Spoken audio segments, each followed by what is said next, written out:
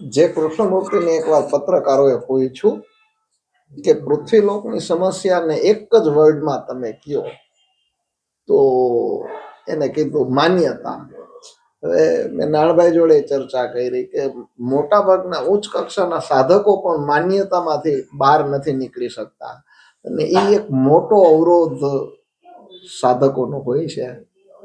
તો એના માટે પ્રકાશ પાડો, થોડીક સમજણ આપો તો. એટલે આધ્યાત્મ છે એ ઇન્ક્વાયરી છે, અને માન્યતા છે એ સઘન વસ્તુ છે. ઇન્ક્વાયરી કર્યા વગરનો બરફ છે.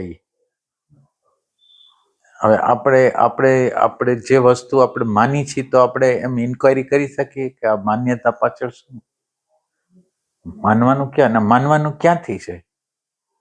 માનો કે આપણે માની છીએ તો ક્યાંથી છે માની છીએ? એટલે માઇન્ડથી, એટલે ઇન્ફોર્મેશનના ડિપાર્ટમેન્ટ. તો એના દ્વારા માનવા દ્વારા તો શોધ તો થવાની જ નથી. માનવા દ્વારા સંઘર્ષ થઈ શકે, કોન્ફ્લિક્ટ થઈ શકે,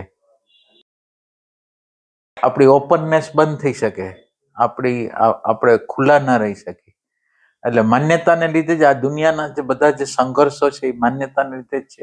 અને માન્યતા તપાસ કર્યા વગરની વસ્તુ છે. તપાસ જો કરી તો માન્યતા ઉડી જાય. એટલે એમાં શું થાય, આપણે જ આપણા ઉપર ગોળીબાર કરવાનો છે. અત્યારે શું થાય, આપણે રાઈટ છીએ એમ કહી છીએ, અને આપણે આપણને જ મારવાના છે. આપણી જે માન્યતાઓ, આગ્રહો, ઇમેજો, બિલીફ સિસ્ટમો તો શું થાય કે આવે છે બહારમાંથી. તમે નાના હતા ને જે આજુબાજુના લોકો તમને આપે, ધર્મના લોકો આપે, આધ્યાત્મના લોકો આપે. એટલે એ વસ્તુ છે ને, ઇન્ક્વાયરી કર્યા વગર સીધું હિપ્નોટિઝમ છે. અને અધ્યાત્મ તો તમે દરેક વસ્તુ તમારી બીજાની નહીં, તમારી દરેક વસ્તુને ઇન્ક્વાયર કરો કે આમ કેમ, એમ એ રીતે.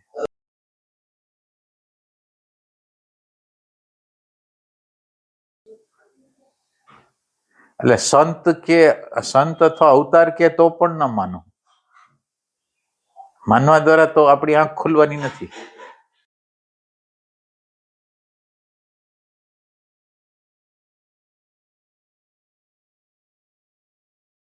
માન્યતાનો અર્થ શું થાય? લર્નિંગ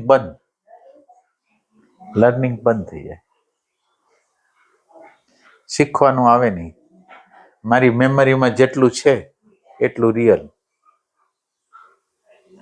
દ્રષ્ટાંત છે ને, દેડકો, કુવાનો દેડકો ને સમુદ્રનો દેડકો. તો કુવાનો દેડકો કે આનાથી મોટું તો કઈ હોય જ ન શકે. એટલે આમ આપણને એવું લાગે છે કે આ કઈક દેડકાનો પ્રશ્ન છે, પણ આખી માનવ જાતનો પ્રશ્ન.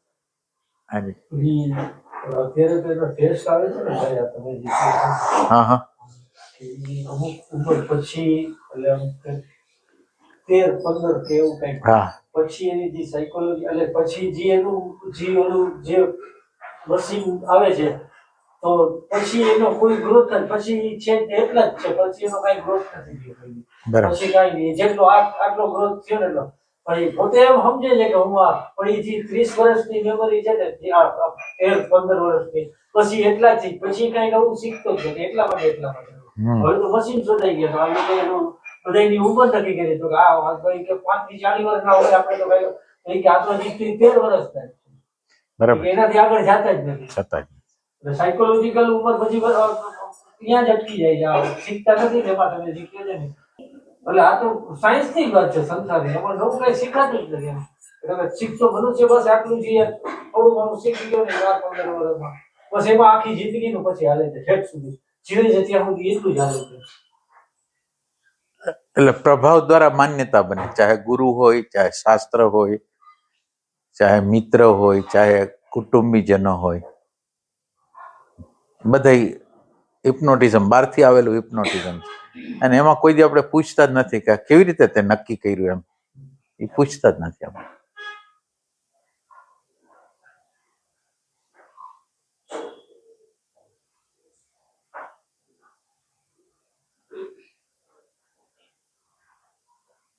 બિલીફ છે એ સહેલામાં સહેલી વસ્તુ છે.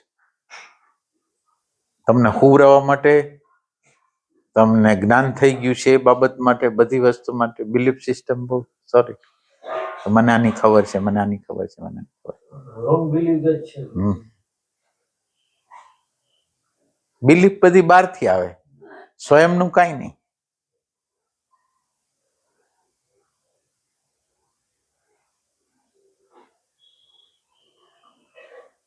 ગમે એવો અનુભવ નહીં ના પડી જોઈએ. ના એટલે પ્રકૃતિ અનુભવ થયો હોય, તમે કીધું, તમે એમ કહો એટલે દુઃખ ના લાગે એ રીતે કહો છો કે ના અનુભવ છે, તારી વાત સાચી છે, એ હારી નિશાની હારી છે. પણ તું અનુભવ જેને ખબર પડી એના કરો તો જાય, એની કોઈ વેલ્યુ નથી. અત્યારે તારી શું પરિસ્થિતિ છે તો અત્યારે એની અંદર જીવો. તમે નથી કીધું કે આવું સમયની પાર જવું હોય જો તારે તો તું પૂછી લે તારી જાતને, અત્યારે અહીંયા હાજર છો.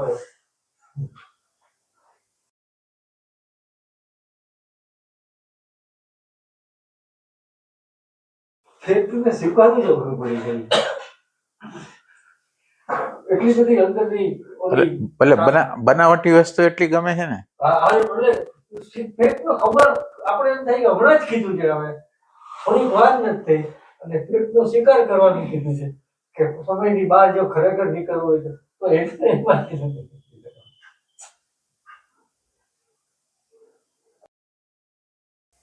ભાઈ માન્યતામાં હજી થોડો પ્રકાર પાડો ને કે વિવેકાનંદે કીધું એક દ્રષ્ટાંત આપીને કે આમ ઘેટા ભેગું ઉછેરવા માંડ્યું સિંહનું બચ્ચું એટલે એને માની લીધું કે હું ઘેટું છું.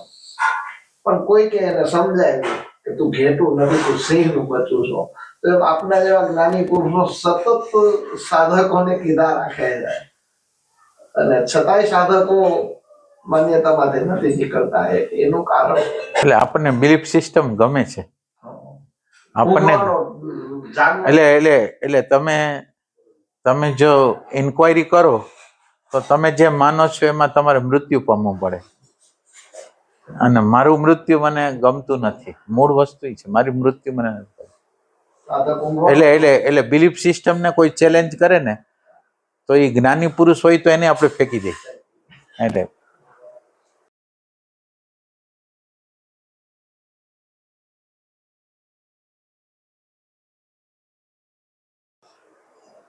લગભગ સાધકો છે એ પોતાની બિલીફ સિસ્ટમ પ્રમાણે જ જાય છે, પછી એના અહંકારને ક્યાંક ચોટ લાગે છે એટલે એ પાછો વળી જાય.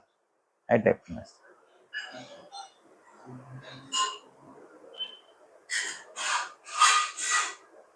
શ્રદ્ધા છે ને એની જરૂર છે.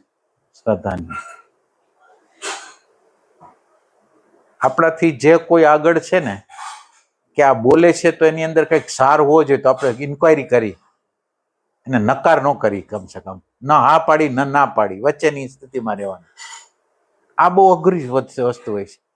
બિલીફ સિસ્ટમ એટલી બધી ઈઝી છે ને આપણે બિલીફ અને ઇન્ક્વાયરીની રીત કેવી છે, ન હા ને ના બેની વચ્ચે.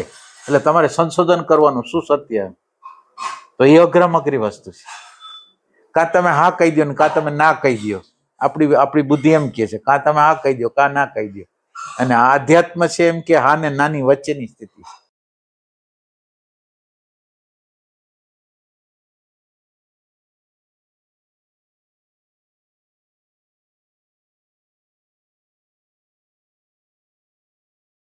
જ્ઞાત બહુ ગમે છે. એટલે આપણે ક્યાંક વાત કરી હતી ને કે બધા માણસો દુઃખી હતા એટલે પછી ભગવાનને પ્રાર્થના કરી કે અમારા દુઃખ ઓછા કરો એમ. ભગવાન કે આમ તો દુઃખ હું ઓછા ન કરી શકું, પણ છતાંય તમે કયો છો તો આપણે એક રીત અપનાવી. બધા પોતપોતાના દુઃખના પોટલા લઈ લ્યો, જે પોટલું તમારું હોય એ આપી દો, તમે બીજાને આપી દો, તમારું દુઃખ જતું રહેશે.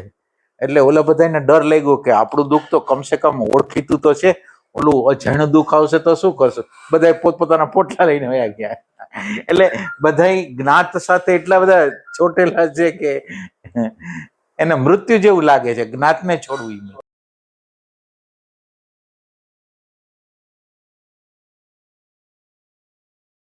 અજ્ઞાન તો ભય લાગે, તૂટી જાય. હા, ભય અજ્ઞાન તો ભય જ લાગે છે. ભાઈ હવે જ્ઞાન છોડવું નથી, અજ્ઞાતમાં જાય તો ભયની સ્થિતિ પ્રાપ્ત થઈ જાય. તમે તરત એમ થાય છે કે નથી જવું આપણે ઘરે મળીએ. ક્યારેક એવી સ્થિતિ આવે તો ઊભા થઈ જવું પડે. મેં તમને એક વાર વાત કરી, નહીં તો છાતીમાં ભીતા આવી જાય છે. એટલે આના શું કરવું આપણે? અંદાજ તો ભય એ છે ને, ફિયર. તમે કીધું કે ફિયરથી તો તમારે ગમે એ રીતે ઓબ્ઝર્વેશન જ ઉપાય છે. ઓબ્ઝર્વેશન છે એ તમારી ફોલ્ટ બતાવે છે, પ્લસ સમષ્ટિ શું કરે છે એ બતાવે, સમષ્ટિની ભાષાને બતાવે છે. એટલે જ્યાં લગીને સાચું ઓથેન્ટિક ઓબ્ઝર્વેશન, પાછું ઓબ્ઝર્વેશન આપણે જે કરી છીએ આપણે અનુકૂળ, અહંકારને અનુકૂળ ઓબ્ઝર્વેશન કરી. અમુક જગ્યાએ બાજુ થઈને પાછું ઉભો રહે.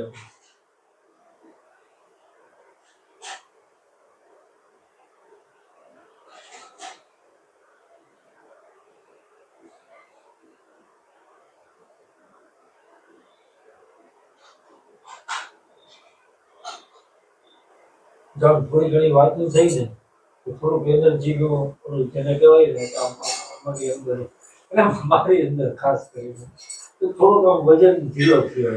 ઓલું આપણે અતિશય આપણે ઉપર કાંઈક હાવી થઈ ગયું છે. ઓલું ડાલડા ઘી ખાવાની આદત પડી ગઈ ને એટલે ચોખ્ખું ઘી પચે નહીં. હળવું થઈ ગયું.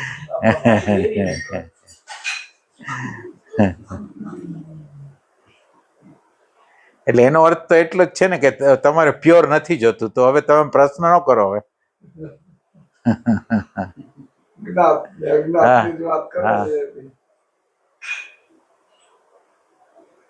બિલીફ સિસ્ટમ સિક્યુરિટી આપે,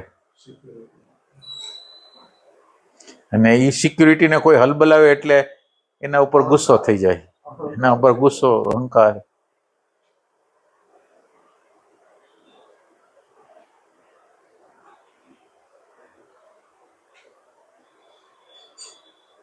બિલીફ સિસ્ટમ એટલે ક્વેશ્ચન કર્યા વગરનું એક્સેપ્ટન્સ.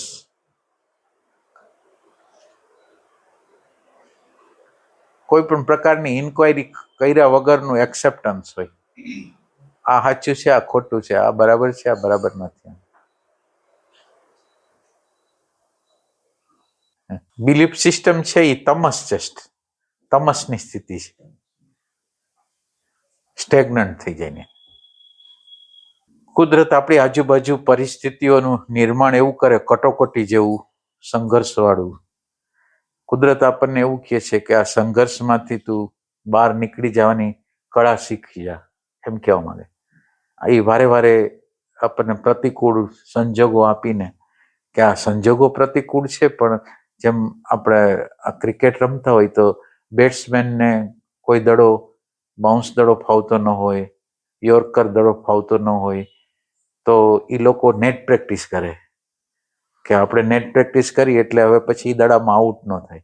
એમ પરમાત્મા આપણને એમ કહે છે કે હું તમને આ જે પ્રતિકૂળતા આપું છું એની અંદરથી તમે પ્રેમપૂર્ણ, શાંતિપૂર્ણ, આનંદ રીતે, સમજપૂર્વક એનો રસ્તો કાઢો કે આનું શું કારણ છે અને આમાંથી હું બહાર કેવી રીતે નીકળી જાઉં.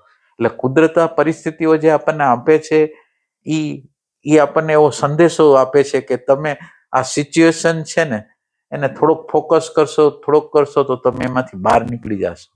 નકર તમે આને આ વસ્તુ જે લર્નિંગ કર્યા વગરની જે વસ્તુ છે એમાં સતત રીતે આ જ પ્રશ્ન આવશે, આ જ પાછા થોડા સમય પછી એ જ પ્રશ્ન, પાછો થોડા સમય પછી એ જ પ્રશ્ન. એટલે કુદરત એમ કે છે તમે આ પ્રશ્નને હલ કરો સમજપૂર્વક, પ્રેમપૂર્વક. એમ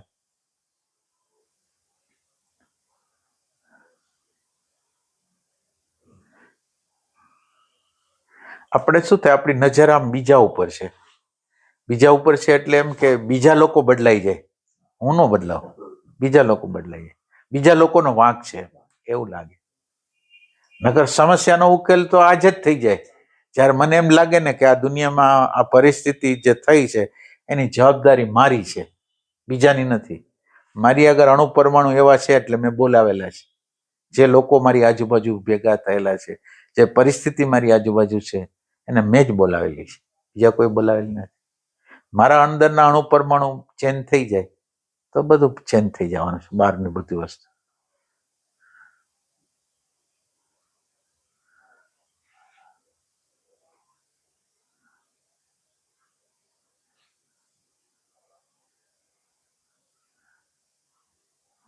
કોઈના સાસુ ખરાબ છે, કોઈના દીકરો ખરાબ છે, કોઈના બાપા ખરાબ છે, એમ બધા કહે છે ને.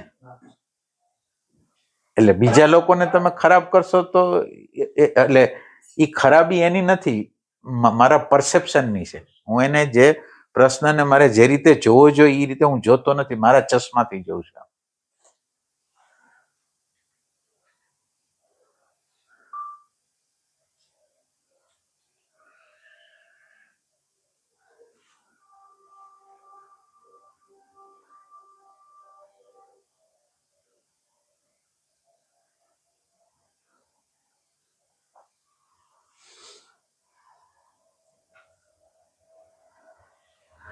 અમારે એક અમે નાના હતા ને ત્યારે એક બાદશાહ હતો, અમારી હારે દોસ્તાર હતો બાદશાહ, સીધી બાદશાહ.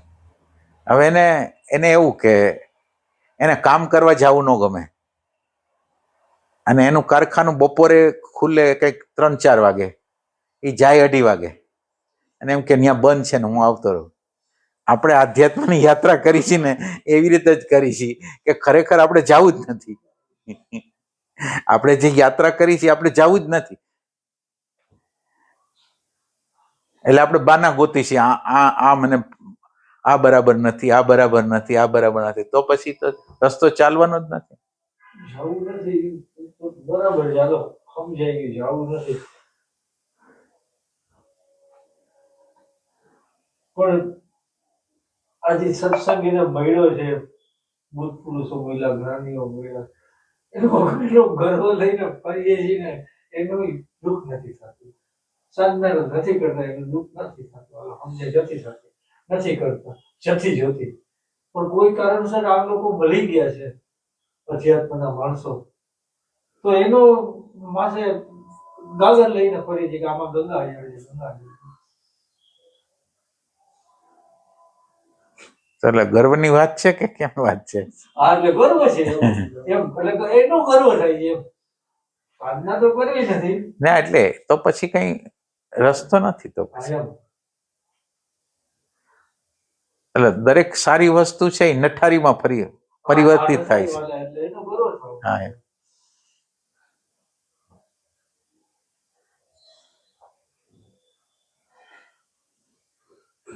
સોનું લોઢું થઈ જાય.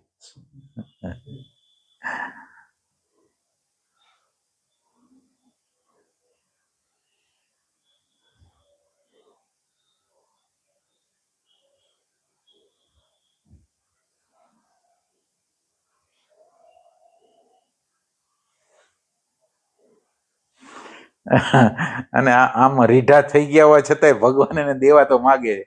આમ રીઢા થઈ ગયા કે આમ કઈ જાવું તો છે નહીં, અને છતાંય પરમાત્મા એને સત્સંગમાં રાખે છે, સત્સંગ આપે છે, ખોટા ક્વેશ્ચન કરે છે.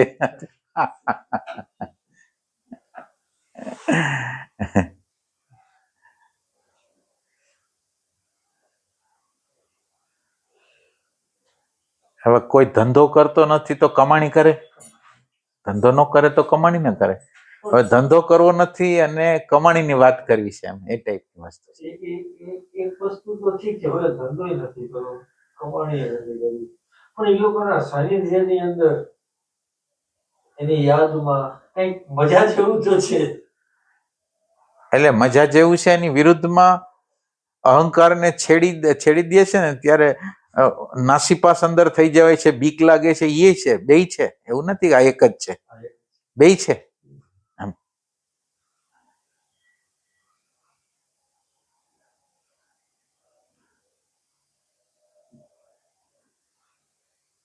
કારણ કે મજા લેવા માટે પાછું તાપ સહન કરવો પડે ને. ક્યારે આપણું અપમાન થઈ જશે, ક્યારે આપણને કઈક કહી દેશે, એ તો ભય રહે જ ને.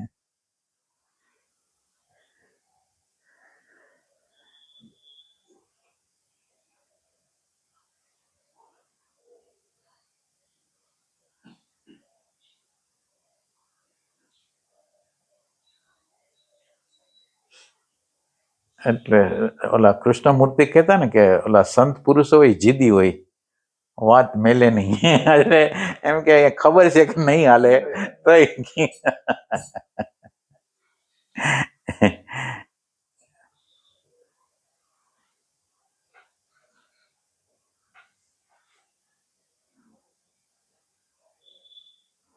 કુદરતની વ્યવસ્થા એવી છે કે તમને જોતું નથી પણ તમને એને આપવું જ છે. એ ટાઈપની કુદરતની એક વસ્તુ એવી છે કે તમને ભલે જોતું ન હોય, ભલે તમને કડવી દવા જેવું લાગતું હોય, પણ તમને હું આપીશ જ. એ ટાઈપની એક કરુણા છે એની સમષ્ટિની.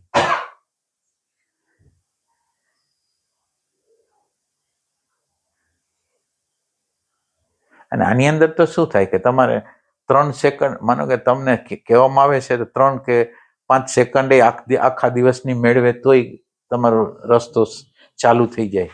હવે 3 સેકન્ડ કે 2 સેકન્ડે આખા દિવસ દરમિયાન લેવી નથી. હવે પછી શું વાત કરવાની? વધારે તો સેકન્ડ માગતા નથી, 2-3 સેકન્ડ માગી. એટલે 2-3 સેકન્ડે માનો કે એ રે તો એ રિયલ નો લે, ખાવ ખોટી બનાવટી લે, એટલે એમાં સંતોષ માને. એટલે એ પાછું અઘરું કરી દીધું એમ. વધારે તો કઈ કહેતા નથી, 3 સેકન્ડ.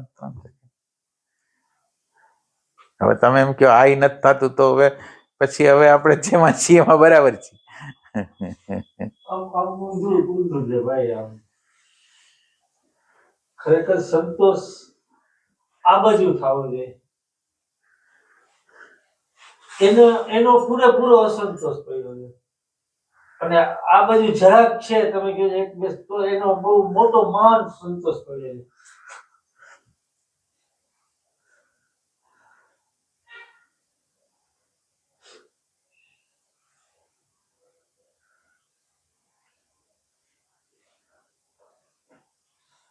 આમાં ઘણું છે તો નથી એની ચિંતા છે સંસારમાં, કે આ નથી એમ. અને આમાં જરાક છે તો નથી એની કાંઈ ચિંતા નથી, જરાક છે એનો બહુ જલસો રાખે. ના, એટલે કુદરત આપણી જરૂરિયાત તો પૂરી પાડે છે, કામના પૂરી નથી પાડતો. અત્યારે આપણે ધ્યાનમાં બેઠા તો ધ્યાન તો એને કરાવ્યું ને, આપણે કંઈ કર્યું? આપણે કંઈ કર્યું છે? હવે ઈ કરે છે ઈ ને જસ આપણે લઈશ. એટલે આટલી સહાયો એની હોય છે, અને આમાં આપણો કોઈ હિસ્સો નથી, આપણો નાનકડો હિસ્સો નથી. એ ક્યારે, કેમ, કેવી રીતે પ્રગટ થાય એ આપણને ખબર જ નથી. 8 પેલા જમાઈ ગયું. હે 8 પેલા લગભગ જમાઈ ગયું. 8 આસપાસ જમાઈ ગયું.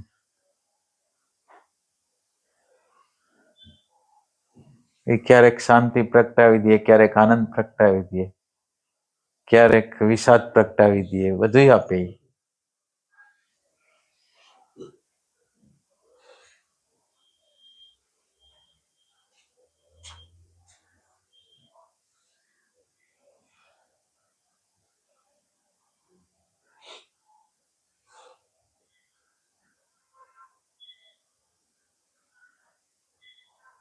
સાચો પ્રશ્ન કોઈને છે આમાંથી?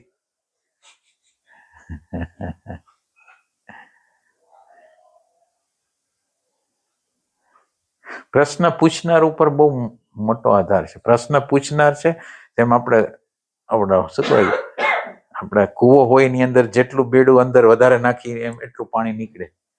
પ્રશ્ન કરતાની અંદર જેટલી ક્યુરિયોસિટી છે ને એટલો જવાબ સારો આવે.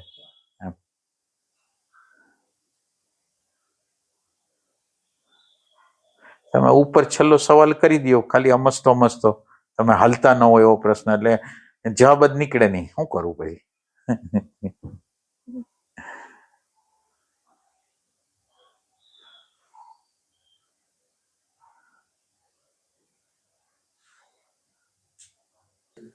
આમાં ભગવાન જરૂરિયાત બધી પૂરી કરે છે, બસ કામના જે છે ને છોડવી પડે આપણે ઈચ્છાઓ, તો આની આગળ વધાય આપણાથી. તમે બધી જાતની ઈચ્છાઓ લઈને હાલો તો તમે આગળ આમાં એક ડગલું હલાવી. તમારે ઘણું બધું છોડતું જવું તો આગળ રસ્તો થાય, બાકી ન થાય. મારું આવું માનવું છે. એટલે ઈમાનદારીથી આપણે પૂછવું જોઈએ કે આપણે શું જોઈ છીએ. કાંઈ વાંધો નહીં, ભૌતિકતા જોતી હોય તોય કાંઈ વાંધો નથી, અને સંઘર્ષનો અંત કરવો હોય તોય વાંધો નથી, પણ એમ કે આપણે બેઈમાન છીએ આપણા પ્રતિ. આપણે જોઈ છીએ કાંઈ, જાય છે ક્યાંક.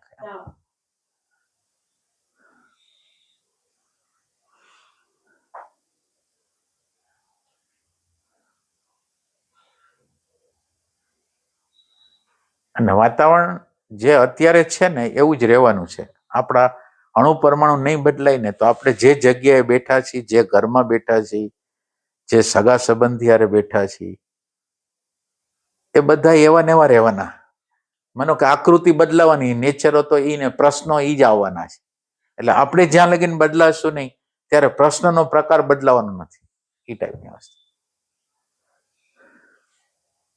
એટલે હવે આમ આંગળી કરશો ને તો એમાં મેળ નહીં ખાય, પણ આમ આંગળી કરશો કે અહીંથી સુધારો થાય.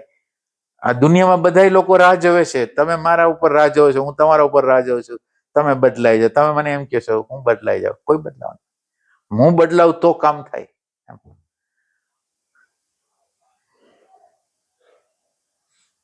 અને જે લોકો ખરાબ વર્તન કરે છે, વ્યવહાર કરે છે, એને ભગવાન ધક્કો મારીને કરાવે છે. એવું નથી કે જે ચાય કરીને કરે, એને ધક્કો મારીને કરાવે છે કે આ જાગશે નહીં નકર તો ઝઘડવા માટે કરે છે. તો એ કઈ બિચારા એ વ્યક્તિ તો નિમિત્ત છે, પૂતળા જેવો છે. એને ધક્કો મારવામાં આવે કે આ રમતની અંદર જો આ રમતની બહાર ને એને કાઢવો હોય તો એને આ ધક્કો મારો દુઃખનો એમ. એટલે જવાબ તો લગભગ મળી ગયો છે બેઠેલા લોકોમાં.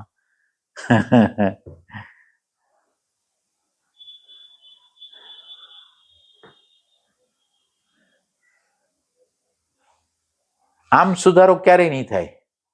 આમ આપણે એમ કહેશું ને કે આ બદલાઈ જાય તો એ બદલાવાનું કોઈ નથી. હું બદલાવ તો થાય એમ છે. લોકો આખા દુનિયાના લોકો બીજા ઉપર રાહ જોવે છે કે આ બદલાય. હવે તો આમાંથી કોણ બદલાવાનું? કોઈ બદલાવાનું નથી.